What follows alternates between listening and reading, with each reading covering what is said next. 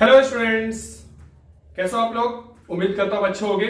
आज हम बात करने वाले हैं असेट्स की। असेट्स प्रॉपर तरीके से असेट्स होती क्या है, उसको किस तरीके से हमने क्लासिफिकेशन किया है according to company act 2013 schedule 3 के अकॉर्डिंग। ठीक है, इससे पहले इकोनॉमिक्स क्लास के लिए जो स्टूडेंट्स यूट्यूब पे सर्च कर रहे हैं तो मैं उनके लिए रिकमेंड करना चाहता हूं मिस ज्योति, जो कि एक इकोनॉमिक्स की बहुत अच्छी लेक्चरर हैं। तो उनका चैनल का लिंक मैं अपने डिस्क्रिप्शन में डाल दूंगा, वहां से आप उन चैनल को जाकर इकोनॉमिक्स की क्लास प्रॉपर तरीके से देख सकते हैं। चलिए अब हम बात करते हैं असेट्स की। Assets are future economic benefit the right on और कंट्रोल बाय ऑर्गेनाइजेशन। फ्यूचर में इकोनॉमिकल बेनिफिट देने वाला, जिसके ऊपर हमारा पूरा अधिकार, पूरा राइट होता है और उससे पूरा कंट्रोल जो है हमारा बिजनेस या हम करते हैं। ठीक है, हमारा ऑर्गेनाइजेशन करता है।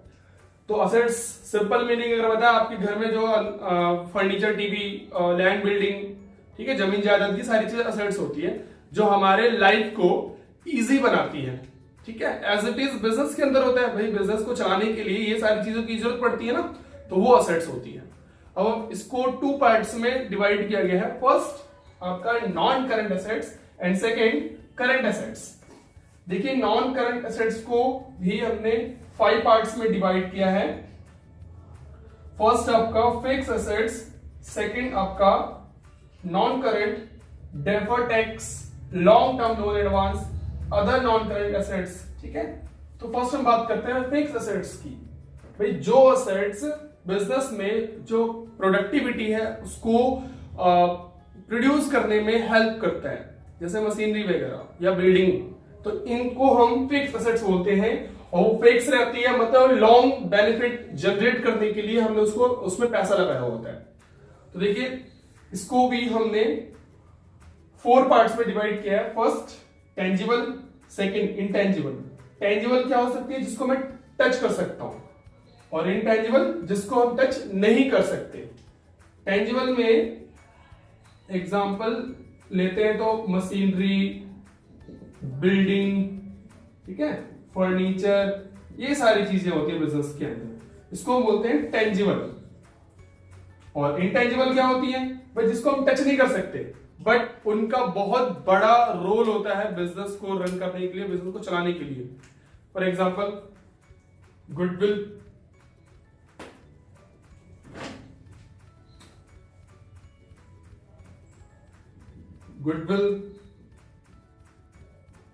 Copyright, trademark. ठीक है, गुडविल देखो, एक सेम बिजनेस, अगर 2 बिजनेस है, सेम बिजनेस है, बट एक के ऊपर ज्यादा भीड़ होती है और एक के ऊपर कम भीड़ होती है, ये सारा का सारा जो रीजन है वो सिर्फ गुडविल का है। यानी एक बिजनेस ने अपनी रेपुटेशन बहुत बढ़िया जमा ली है, अपना बिहेव अच्छा रख के, अपने प्रोडक्ट की क्वालिटी अच्छा रख करके, अपने प्राइस कम करके अपने कस्टमर्स को अट्रैक्ट कर लिया है, तो वहां उस चीज को हम बोलेंगे गुडविल, यानी रिस्पेक्ट, जो ब्रांड, जो वैल्यू बनाई है उस मार्केट में, उस बिजनेस ने, तो वो दिखती नहीं है बट वो फील की जा सकती है, उसे कहते हैं गुडविल। इंटेंजिबल को टच नहीं कर सकता बट फील कर सकते हैं। एज इज कॉपीराइट, कुछ ऐसी टेक्निक, कुछ ऐसा डिजाइन जो आपके बिजनेस में है बट आप ये चाहते हो अब ये डिजाइन सिर्फ मेरा ही रहे, तो जिसके लिए आपको गवर्नमेंट को जो पैसा पे करोगे ताकि ये डिजाइन कोई चोरी ना कर सके, सिर्फ मेरा ही रहे, उसको हम बोलते हैं कॉपीराइट, जिसकी वजह से हमारा प्रोडक्ट बाकी लोगों के, बाकी कंपनीज के प्रोडक्ट से डिफरेंट दिखे। ट्रेडमार्क, मार्क यानी साइन, में आपके फोन में, आपके लैपटॉप में एप्पल्स के सिग्नेचर्स होते हैं या फिर नाइक, इस तरीके से सिग्नेचर होता है। तो जो सिंबल्स, जो मार्क होते हैं ना, वो भी खरीदे जाते हैं। खरीदने का मतलब जो कंपनी होती है, जो ऑर्गेनाइजेशन होती है, वो अमाउंट पे करती है गवर्नमेंट को और ये कहती है भाई ये मार्क सिर्फ मेरा है, मैं ही अपने प्रोडक्ट में इसका इस्तेमाल करूंगा, ताकि मेरे जो कस्टमर्स हैं इस ब्रांड को, इस सिग्नेचर को देख करके हमारे प्रोडक्ट को खरीदे। तो उस मार्क को बोलते हैं ट्रेडमार्क। तो ये सारी चीजें इंटेंजिबल एसेट्स होती हैं। कैपिटल या वर्क इन प्रोग्रेस, इसमें होता क्या है कि जो असेट्स, जैसे ये टेंजिबल एसेट्स मैंने बताई है, बिल्डिंग, मशीनरी, तो इसमें वो असेट्स बिल्डिंग होती है जो चीजें अभी बन रही है, पूरी नहीं बनी है, स्टार्ट हो चुका है बट पूरा फिनिश नहीं हुआ, वो WIP है, वर्क इन प्रोग्रेस है। तो इसको हम इस कैटेगरी में डालेंगे। अगर वो पूरा बन चुका है तब तो वो टेंजिबल है, पूरा नहीं बने आधा है तो फिर इस कैटेगरी में डालते हैं हम।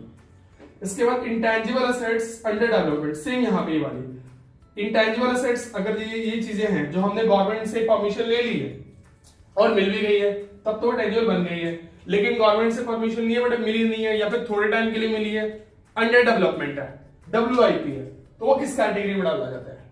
ठीक है, इसके बाद हम बात करते हैं नॉन करंट इन्वेस्टमेंट की। भाई इसके अंदर अगर कंपनी के पास कई बार एक्सेस मनी है, उनको लगता है अब एक्स्ट्रा पैसा पड़ा हुआ है, तो वो क्या करते हैं अपना पैसा मार्केट में, स्टॉक मार्केट में पैसा लगा देते हैं, जैसे शेयर्स खरीद लिए, डिवेंचर्स खरीद लिए, बॉन्ड्स खरीद लिए, तो वो है हमारी असेट्स कौन सी, नॉन करंट इन्वेस्टमेंट, इस कैटेगरी में डाला जाता है। बात करते हैं डेफर्ड टैक्स असेट्स की। देखिए कई बार क्या होता है हम अपनी तरफ से टैक्स कुछ और पे करना चाहते हैं और टैक्स अथॉरिटी जो ऑफिसर्स होते हैं वो कहते हैं भाई नहीं आपको तो इतना टैक्स देना पड़ेगा। सपोज हमारा टैक्स जो है हमारे हिसाब से 10 लाख का बन रहा है और उनके हिसाब से कहते हैं जी 12 लाख बन रहा है तो 12 लाख लेंगे, जो 2 लाख का जो डिफरेंस आ रहा है ना उसे बोलते हैं deferred tax liability, deferred tax assets. इसको मैं पूरा एक्सप्लेन करने वाला हूं नेक्स्ट वीडियो के अंदर, जिसके अंदर मैं इसकी पूरी जनरल एंट्री बताऊंगा।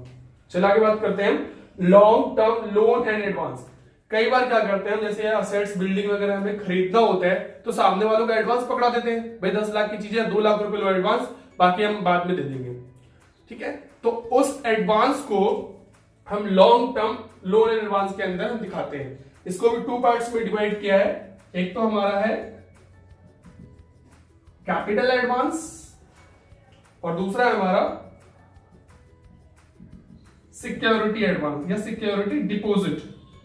देखिए कैसे, अगर आपने बहुत बड़ी चीजों के लिए जैसे मशीनरी फर्नीचर के लिए आपने लोन एडवांस में पेमेंट कर दी है, अभी सामान लिया नहीं है उनसे बट एडवांस में पेमेंट कर दिया, तो उस पैसे को हम लॉन्ग टर्म लोन एडवांस के फर्स्ट कैटेगरी यानी कैपिटल एडवांस में दिखाते हैं। और अगर हमने टेलीफोन बिल या वाईफाई बिल या इलेक्ट्रिसिटी बिल, इन चीजों के बिल के बदले में हमने एडवांस पेमेंट कर दिया है, मतलब सपोज बिल आपके पास 5000 का और आपने एक बार में लो भाई 20,000 लो, 15,000 एडवांस पकड़ो, तो वो एडवांस हमारी प्रॉपर्टी है, असेट से, अगली बार हम उसका यूज करने वाले हैं, बिना पैसे दिए काम चलाने वाले हैं अगली बार, तो वो एडवांस जो होता है सिक्योरिटी डिपॉजिट कहलाता है। ठीक है, नेक्स्ट है अदर नॉन करंट असेट्स। जितनी कैटेगरी में असेट्स आ गई, कुछ असेट्स बच जाती है जो असेट इन कैटेगरी में नहीं आ पाएंगी, उसको बोलेंगे नॉन करंट असेट्स, जो फिक्टिशियस असेट्स होती है। इसके एग्जांपल में हम लेते हैं loss on issue of share या डिवेंचर, इस तरीके के जो लॉसेस होते हैं उस लॉस को हम लेते हैं नॉन करंट असेट्स में। क्लियर, चलो हम बात करते हैं करंट असेट्स की। करंट इन्वेस्टमेंट, भाई करंट का मतलब चालू रहना, जो assets with in 12 months cash में कन्वर्ट हो जाए, चलते रहना, जल्दी जल्दी कैश में कन्वर्ट होना।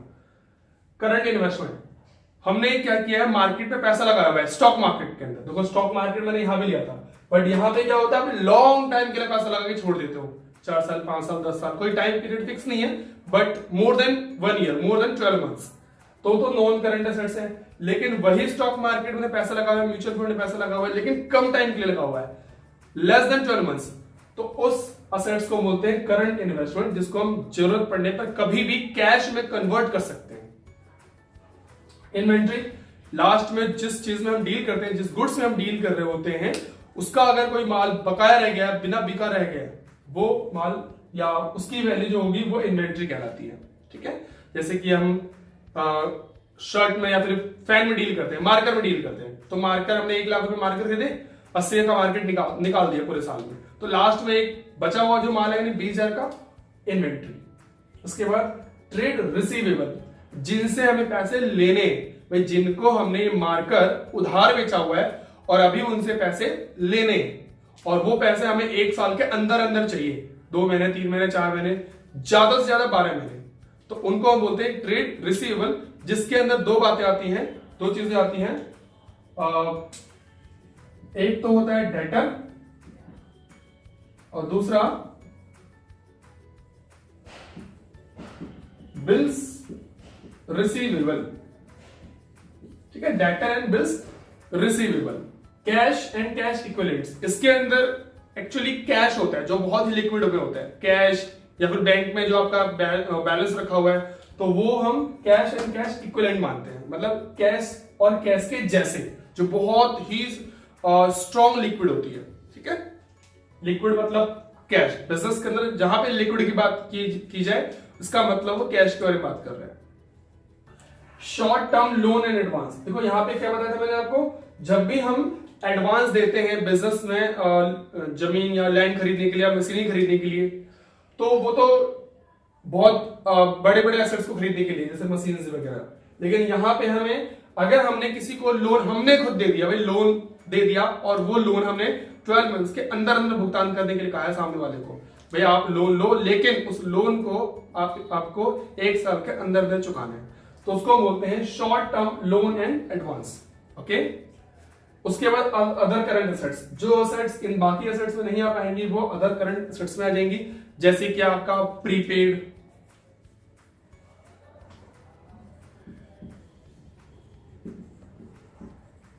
प्रीपेड एक्सपेंसेस, ओके, या फिर एक्रूड इनकम। क्या होता है इसका मतलब, भैया आपने कोई एक्सपेंस पे कर दिया, एडवांस में पे कर दिया है, तो वो एडवांस पेमेंट आप यहां दिखाते हो। प्रीपेड मतलब एडवांस, या एक्रूड मतलब वो इनकम जो आपने अर्न कर ली है, कमा लिया है, बट मिला नहीं है, फिलहाल आपको मिलने वाला है।